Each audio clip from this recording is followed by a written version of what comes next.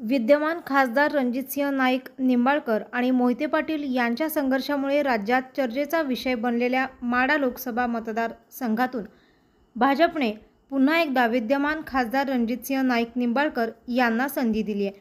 भाजपने आज महाराष्ट्रातील लोकसभेच्या उमेदवारांची पहिली यादी जाहीर केली आहे। महाराष्ट्रातील पहिल्याच यादीत रणजितसिंह नाईक निंबाळकर यांना उमेदवारी जाहीर झाली आहे।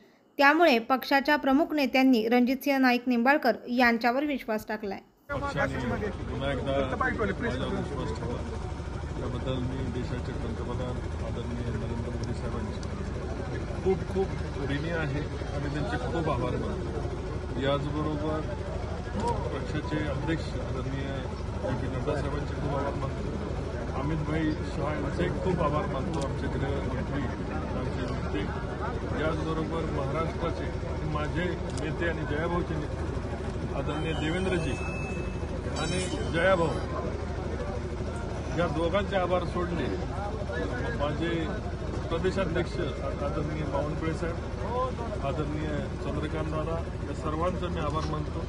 जयाभाऊचा आणि देवेंद्रजींचे आभार मी मानणार नाही कारण मला ऋणातनं मुक्त नाही व्हायचं। एवढ्या दोघांचे फक्त आभार सोडून बाकी सगळ्यांचे आभार।